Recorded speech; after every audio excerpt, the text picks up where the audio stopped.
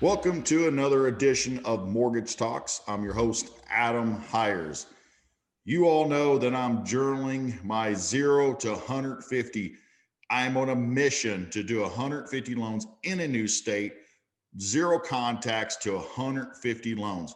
I'm going to need somewhere around 500 people to say yes, pull my credit, take a look at it to get 150 loans in the pipeline to close this year. How are we going to do it? So I want you to continue to listen in because I don't want you sitting in a rut. If you're doing 5 loans a month, you're doing 10 loans a month, and maybe you've been doing it for years. Like, how can I just go ahead and scale it? What am I going to do? What's actionable steps I can do? This is not from the ivory tower. This is not saying, hey, listen, I walked up hill both ways back in the day, all that good stuff that you hear all the time. It's real, it's raw, it's the truth, and I want you to take it and run with it. So this podcast is not about selling you anything other than selling yourself on the fact that you can be the best version of yourself. You can grow your business and double your business and triple your business and 10x your business if you keep growing your mindset. And like the great Martin Luther King Jr. says, and I love this quote, and today it's Martin Luther King Jr. Day as I'm recording this, is you don't have to see the whole staircase, just take the first step, right? Just take the first step. We never see the whole staircase. I do not see the whole staircase when it comes to my implantation into Georgia growing my business. I know the next step. Take the next step. Oh, what else can I do? So to tell you all what happened this last week, first of all, got 6 new applications in Georgia. Say, hey, pull my credit. Let's take a look. Huge win.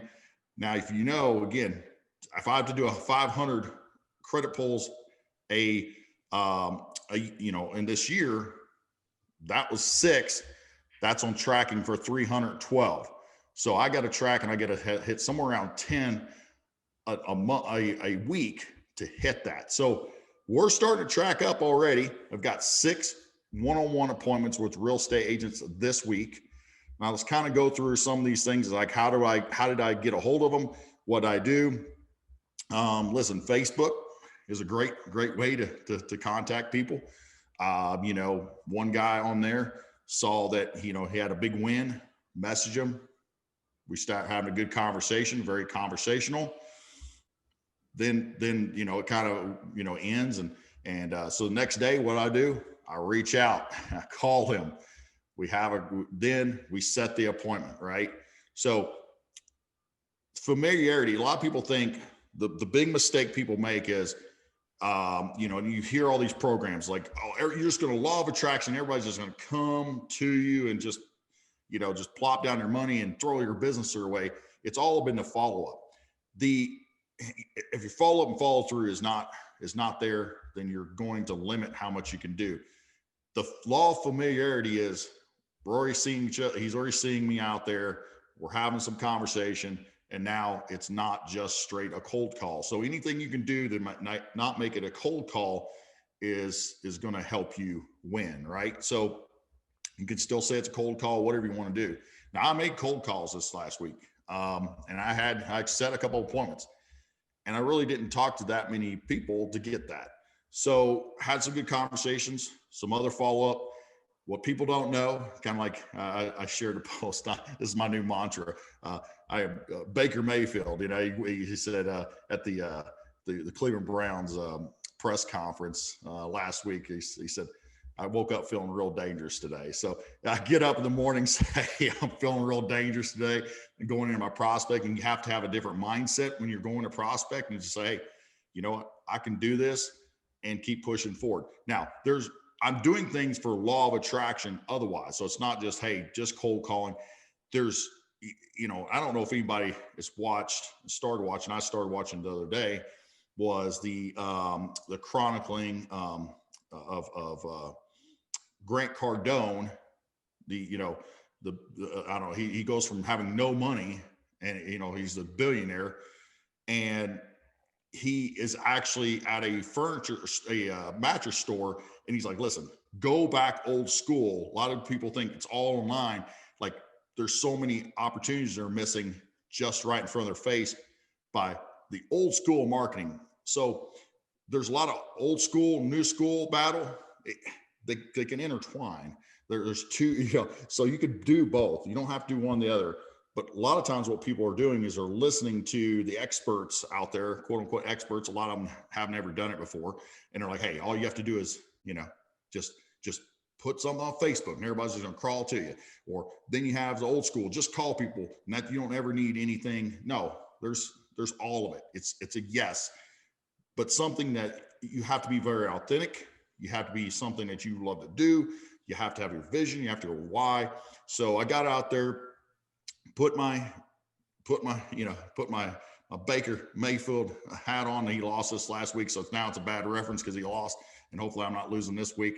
But now I'll have 0 absent next week because this week because of Baker Mayfield reference. But seriously, get out there. Old school works. Call people, connect with people, and then we also have. I just got my video sales letter complete back to me. It looks amazing from Dallas Hardcastle.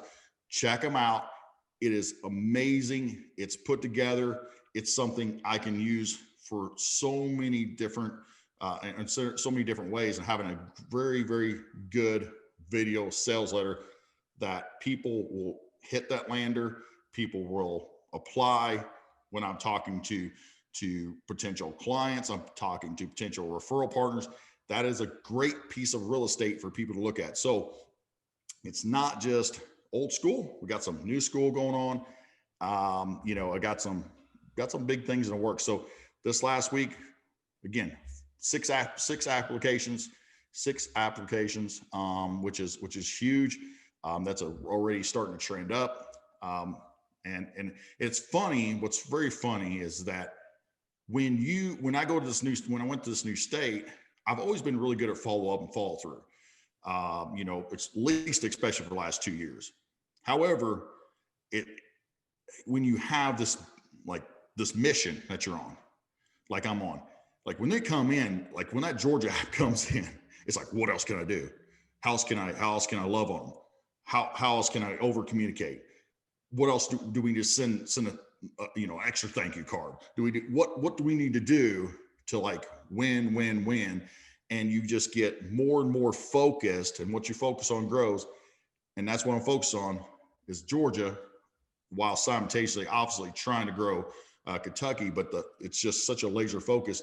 And when I'm doing this now, I'm like, whoa, I was missing a little bit, or not really dialing in my Kentucky business because of this. So that's a great thing. By the way, people out there, if you do not have HomeBot,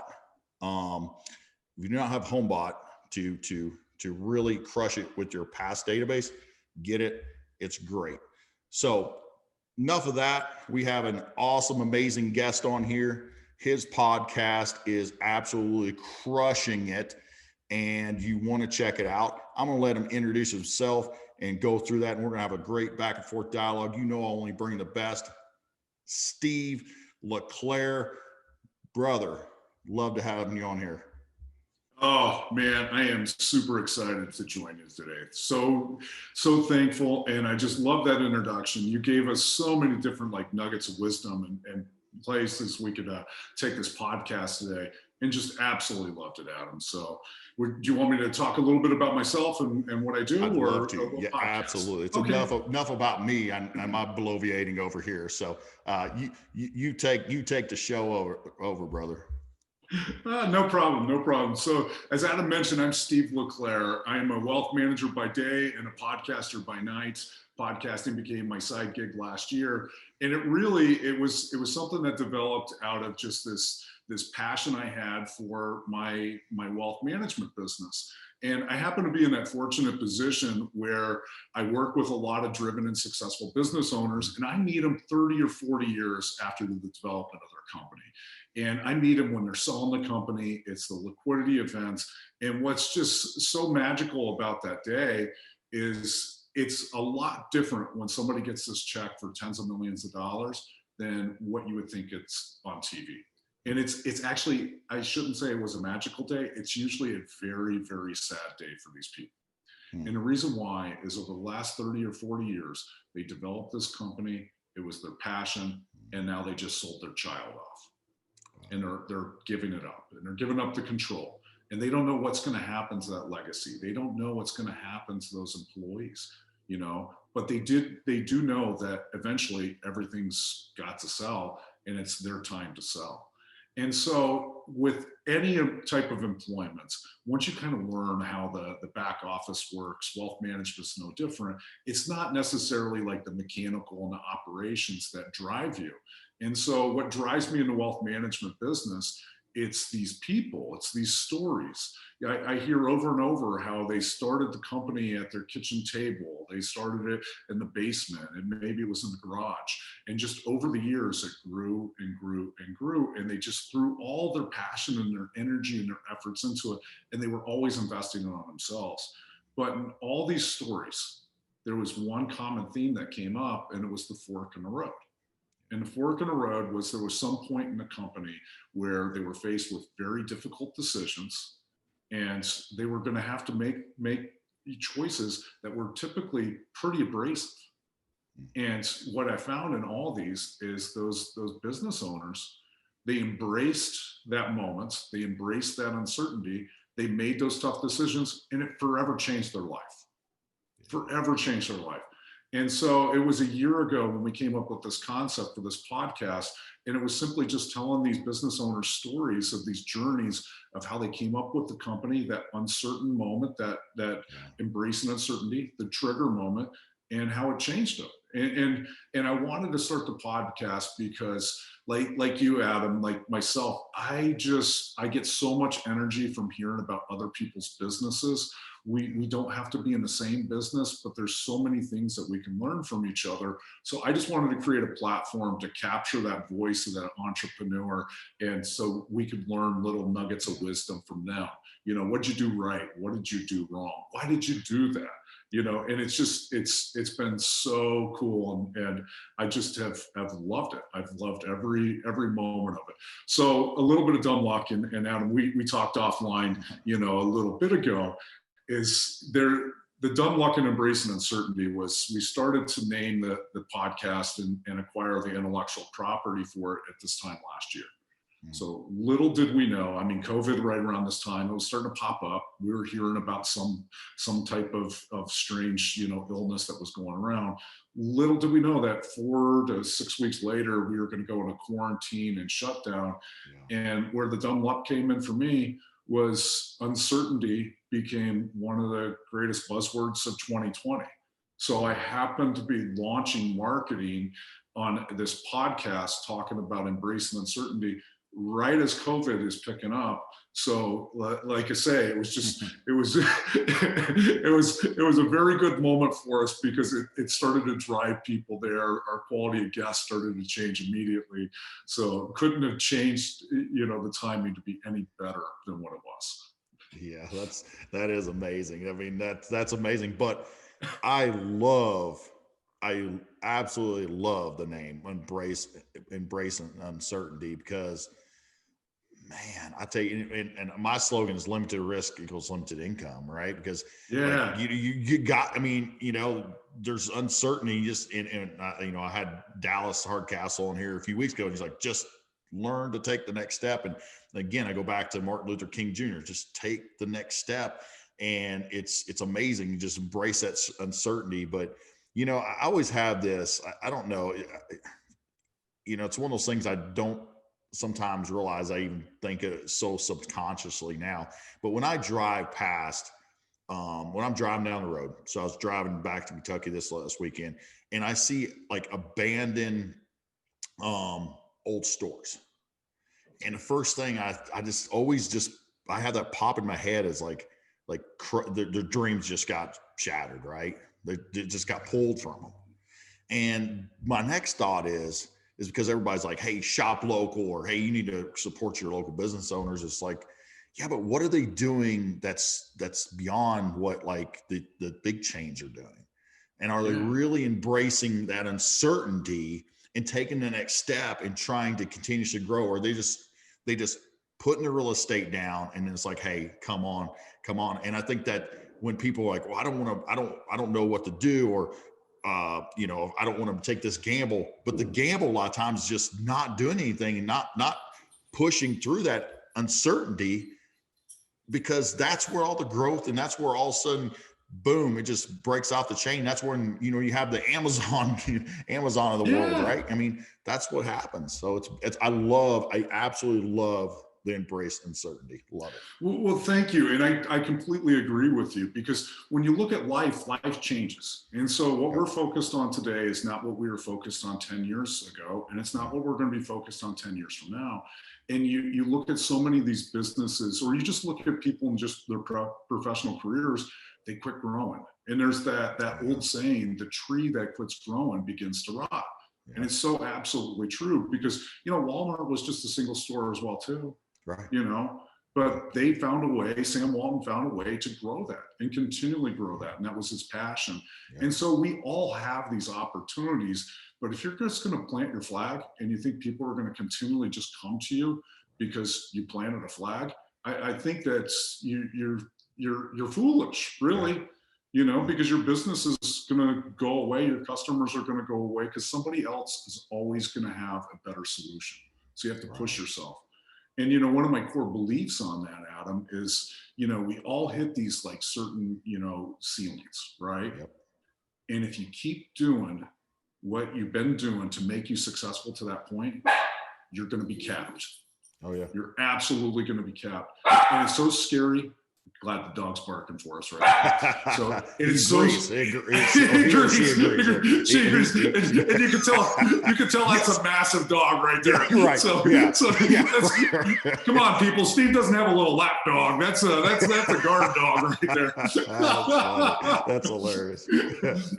But if you don't smash this and take that risk to completely reinvent yourself and reinvent what you're doing, then again, your business is just going to rot. And that's what I love about your story right now.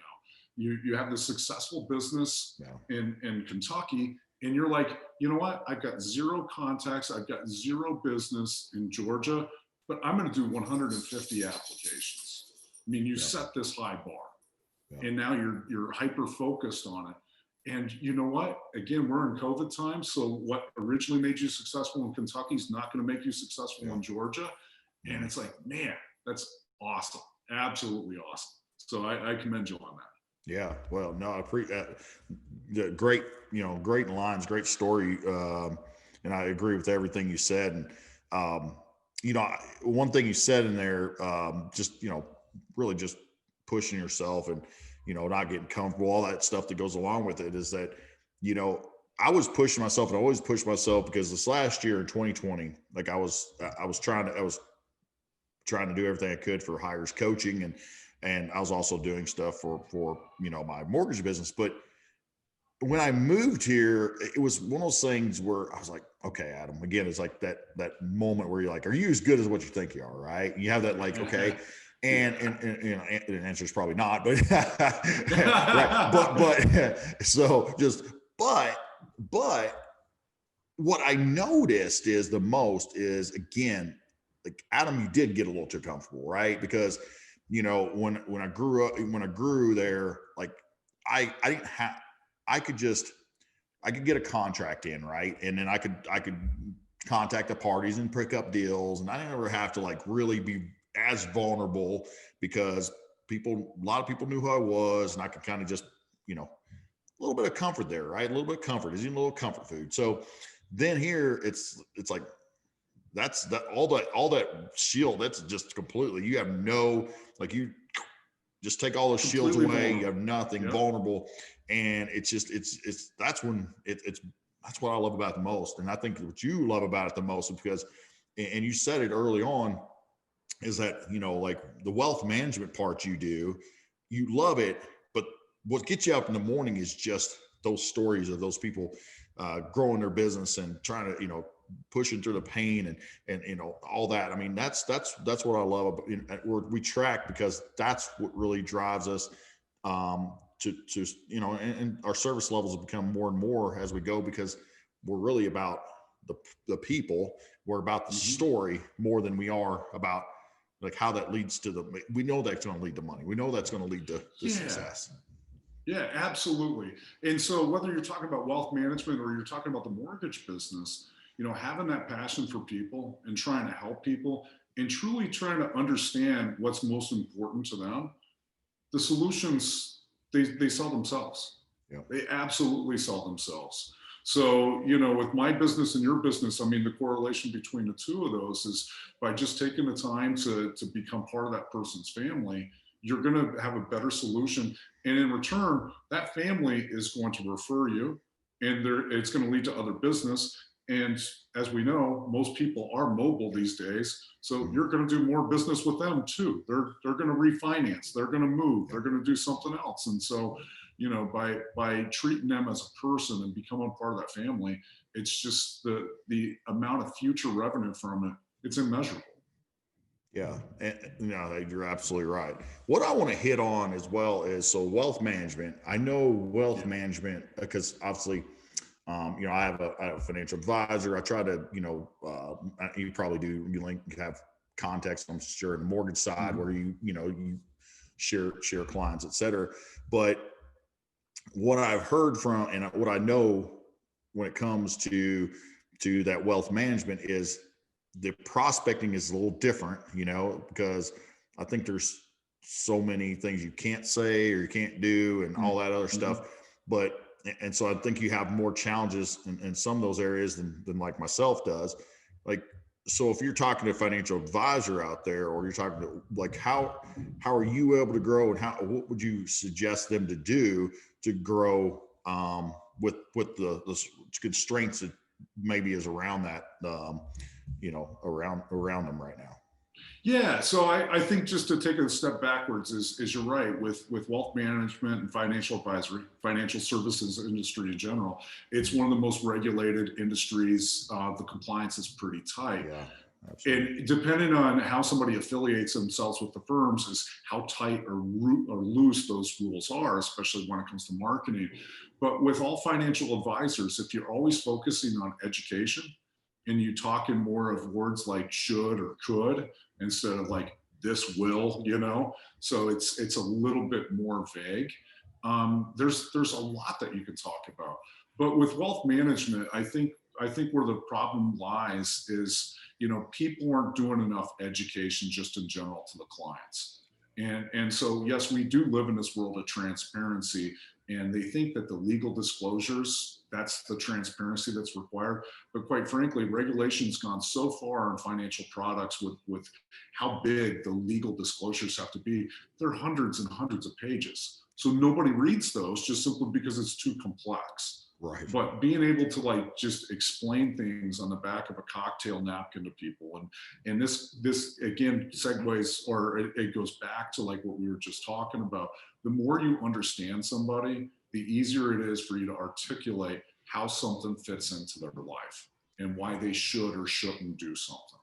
And so with financial advisory, the way of the future, the direction that I think it's going to go, it's going to look more like the consulting industry than what like wealth management that we've seen in the past. And so like people like myself is I do something that's called a virtual family office. And so what that means is I work with very affluent families. I am their quarterback basically on their team, but then I have the Rolodex of specialists always on call, and we hire these specialists on an as needed basis. And it really starts to mitigate a lot of that cost. So wealth management, it's investment management. That's the core of what all of us do. But then depending on the person and the more money they get, it goes into tax mitigation, protecting their heirs, protecting their business assets, philanthropy, and special projects. And special projects are like, oh, okay, we're going to build a building, a house, something like that. Or, they might need family security because they've reached a certain wealth level that they're like kidnap risks or something like that. But back to like that Rolodex of people, it's always having the right specialist. So in the mortgage industry, for example, there's people who deal with properties that are in the hundreds of thousands, people who deal with them in the millions, and people who deal with them in the tens and the hundreds of millions. So going to somebody who needs a mortgage for $100 million versus somebody who routinely does 100 grand, that's not really a fit. On the other hand, a lot of these really wealthy people, they'll buy a condo or something like that for their like niece, nephew, whatever it may be, and it could be a few $100,000. So again, they're not going to go to that other specialist who's going to place that debt in several different ways. So yeah. Nice. So do you have a team? I do. Yes. You do? Yes. So how has that worked for you? And obviously, and what like just maybe some tidbits about how you grow your team, maybe and what that looks like, and any advice that you have for the audience out there. Yeah, I think that this is a great question because, when I start talking about the consulting industry and I talk about traditional wealth management, what I think it'll look like in the future versus what it has looked like in the past. I mean, it does apply to myself too. And so I have two assistants. I have one assistant that works purely on operations, and I have another assistant who's all my communications. Nice. And so, for example, like us, when we were working together, I've got that online schedule. And then my assistant works with us on getting the communications system, getting the Zoom set up. I'm completely outside of that. Our clients, most of their day-to-day type of activities, it actually goes to my operations assistant. Yeah. She, at the end of the day or the beginning of the day, whichever it may be, she's the one who updates me on what's going on with that. Yeah. Because you actually mentioned somebody's name that I think is very important, because his message today is so spot on, and it's Grant Cardone. And so it's 10x. Yeah. And how do you dream bigger, but how do you go ahead and have the leverage, time, and the scalability? And so my team, I used to have several financial advisors who worked underneath me. I had, more operations assistants, and it was more of a volume business. And so that's where I started to look at it, and I was like, this model's wrong.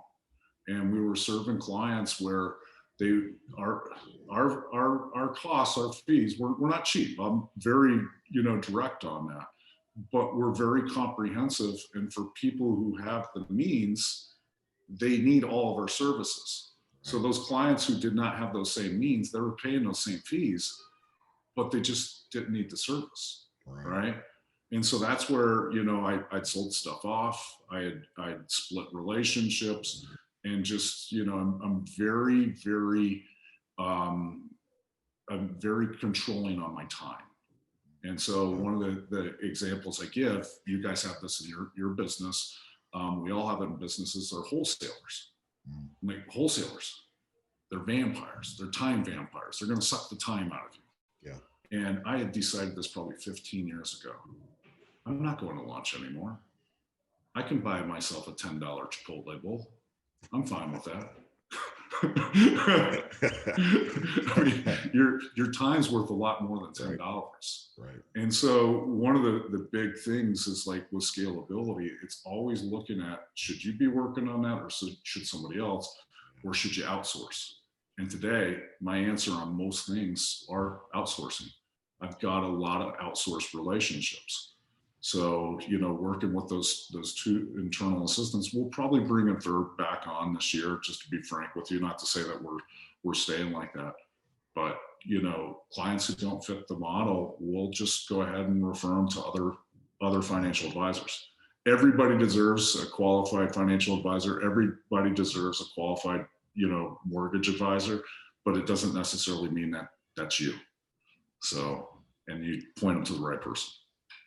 Yeah, I mean, you had a lot of key points there for sure. I mean, knowing your time, what your time's worth. I mean, that's 100%. I mean, and then knowing who your client is and how you can serve them. Not everybody, it's like anything. Like when I was putting out my stuff and it's kind of funny because, man, you realize like who you shouldn't be with, right? Like I remember when I brought in a coaching client and I was like, man, like this is not a good fit for me. Like I brought in a few clients, for example, that were doing like three loans a month. And that is not a fit for me because I don't know how to communicate to somebody doing 3 loans a month. it's hard for me to communicate with somebody doing 3 loans a month. If you're doing 10 loans a month, I can know how to communicate with you. I know how to like, okay, now let's like tighten this up, but I don't know how to really, it's very difficult for me to like, just, dude, you're doing 3 loans a month. I mean, you can do 10, I mean, do at least 6 or 7, just call like the people are supposed to call, like, and be horrible at it. You're like, so it's very difficult. So, sometimes, and there's probably somebody out there that can bring them from 3 loans to 8 loans. I just can't do it. Right. And so I just can't, it totally just blows my mind. Like I don't understand it. So, not that you don't understand your clients that you had, but you realize, hey, listen, that's maybe not the best fit for me. I think that's number one is, again, I think everybody needs to continuously go back at that. And I think the other thing in time is absolutely what's your time worth. And I would tell everybody, it's old 80-20, right? Like 80% of the time, or 20% does 80%. And then I think once you keep dialing it in and just say, okay, the 80-20, 80-20, you just keep doing those 80-20s and everything you do. Well, okay, 20% of my time is getting 80% of it. Okay, now once you dial that in, okay, what's the 20% get me 80% that I am prospecting to, and et cetera, et cetera. I think you can just keep dialing in and then you realize, oh man, I could, here's what I am making an hour to do what I do. And here's where I can scale it to if I just concentrate on these things with the inside of it. And I think you're hitting the nail on the head for sure. And that's obviously why I'm not telling you, because you're obviously successful with doing it and you're embracing uncertainty. But yeah, so I know we're going to have to wrap up here and you have a time schedule. I'm going to keep you on time. So, so I always like to ask my amazing guests, and I know that you're going to have some nuggets for me. And I'm like, yeah, or you're going to reemphasize. And I'm like, kick me right square in the butt to do this week. But what's the 3 things, if you're a mortgage loan officer, you came to a new state, what would you do to grow your business? Well, Adam, I'm doing the same thing that you're doing. And so right now I'm in process of, establishing residency in Florida. There's tax reasons for it, but there's also business reasons for it as well too. And so I'm in the Midwest. And so it's pretty common when people aren't in the Midwest at this time of the year, they go to Florida, right? And I just see a lot changing with the country with Florida. So I'm going from zero to building a presence down there. And so the way that I'm doing that, and I think this applies to wealth management as well as to the mortgage industry, is, my social media content is really picking up quite a bit. So let me just go back to last year. So last year, March of 2020, as we launched the podcast, I also hired a company to take over my LinkedIn. And so I've got a company called the Manos Accelerator out of San Francisco. I pay quite a bit of money. I had it's just your normal LinkedIn type of presence. Right. I had maybe 1,000 connections or so. So I'm not even a year into this. I am one of the most actively viewed financial advisor profiles now on LinkedIn. Wow. So this company, the way that they place this content, I'm always top of mind. And this is very important because when you invest in these strategies, the rate of return really starts 12 months later. And so I spent $60,000 on marketing last year, where the average financial advisor maybe spent $6,000 a year. Yeah. So think of that. But now with this LinkedIn activity, the amount of incoming prospects that are actually real prospects coming to us, and it's through this continual social media pounding, is just unbelievable. And so it's not this month, but it's probably in February, latest March. I'll actually recover all those marketing dollars from that. But I hadn't received marketing dollar one just a month ago, December. I hadn't recovered one. So that's amazing. So just think about that. Yeah. And so you hear these things from these marketing companies. This is what you have to stick to, and it will work. And they're right, because they have the data metrics. And then number 2 out there, and you talked about this a little bit in your intro, and you were talking about Facebook. So Facebook advertising is literally the world's cheapest advertising. And so for $5 a day, the more specific you get, you can just get in front of all your ideal prospects. And so you can pick up your iPhone, you can record a 30-second commercial, Don't make it perfect. Everybody tries to make it perfect. If you stammer and you say you'll actually get more hits than if it looks like it was produced in a studio, which is amazing. Right. And so by picking up your phone, recording a video, and then advertising it for $5 a day on Facebook, the number of people that you're going to get in front of and the impressions, you just can't get it any other way. I mean, it's so awesome. But again, it's going to take you about a year until you really start to get the traction from those. And then, it goes back to everybody who says that cold calling is dead. It's not dead. And so for me with wealth management, who do I need to get in front of? Who knows these ideal prospects? Again, my type of client, it's specialized. They've done very well in life. It's not like you just see somebody walking down the street and you're like, oh, they got $10 million. I can't identify those off the site.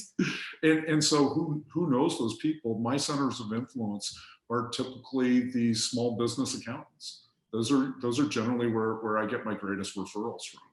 And I also work with investment bankers. But the only way I can get in front of, and it's amazing because it still works during COVID, is I can cold call them. They're still willing to accept a phone call. You have to have something compelling to talk about, Right. but they're still willing to take a phone call. So those are the three things that I would focus on: is trying to build your social media presence through LinkedIn, through a Facebook. LinkedIn, the advertising is super expensive, so it's actually cheaper to work with like a third party to bring that presence towards you. And then also go back to the old school, hey, blocking, tackling, which is cold calling. Yeah, I mean, it's if you have no budget, right? Like I go back to when I first started it. I didn't. Of course, it's one of those things I hate to say. As like my third month in, I did like 10 loans, and it was just literally calling and doing that. So now it's like obviously I got a lot more going on, but then it's like, hey, I can definitely do the same kinds of things and add in things like kind of you said, you can't do all the same things now. And so, yeah, I mean, I think old school, new school blended in there, but I think when it comes to calls, I mean, I think it's just people they're scared to do it. And it's like, I mean, you're gonna have to call somebody. I mean, you think I mean, and so, it's, I think that's, I don't know. I get off a tangent. I get off a tangent there, so I'm on a cold. Well, I was going to say one last Grant Cardone thing is he says that 85% of your time should be, on sales or trying to get more sales. Yeah. That you can outsource everything else. Yep. And so you had mentioned something earlier about not attending closings anymore. Yep. So why should you? You're that part of the process is done. The value's not there in the relationship with you to attend the close. The value is to go out there and to find that other family, get to know them, and be able to find the right solution for them. So absolutely, totally agree with you. Yeah. Well, Steve, so we can find you. Obviously, everybody needs to get on and embrace uncertainty because, first of all, it is the most amazing, one of the most amazing names out there. We know that. And I love that attitude. You can definitely tell Steve is growing his business, knows what he's doing, and he has top level guests on there. I've listened to it. It's you're going to be impacted. So hey, if you want to just jump off my podcast and not listen anymore because you love him more, cool. Okay, it's all good. Go listen to him. Go listen to him because he's got a lot of knowledge to share with you. And, people are coming on there, great guests. So definitely get on there.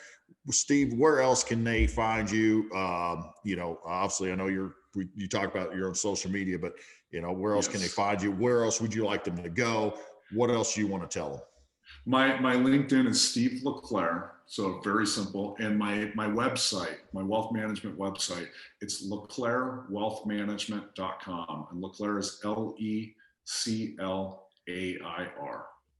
Awesome. Well, Steve, it's truly a pleasure. Blown away. I'm always blown away by some of these top level guests I have. I'm like, how the heck did I get them on here? Right. Cause just amazing. I'm just feel honored to be sharing the platform with such an amazing, amazing guy, and definitely look forward to seeing more from you, seeing the journey, and anything I can ever provide for you in value, let me know. I'd love to. Thank you so much. You provided me a lot of value today and the guest. So I greatly, greatly appreciate it, Steve. Thank you. I loved it. Awesome. Well, you all know what I'm about to say. Remember, just like embrace uncertainty, limited risks equals limited income.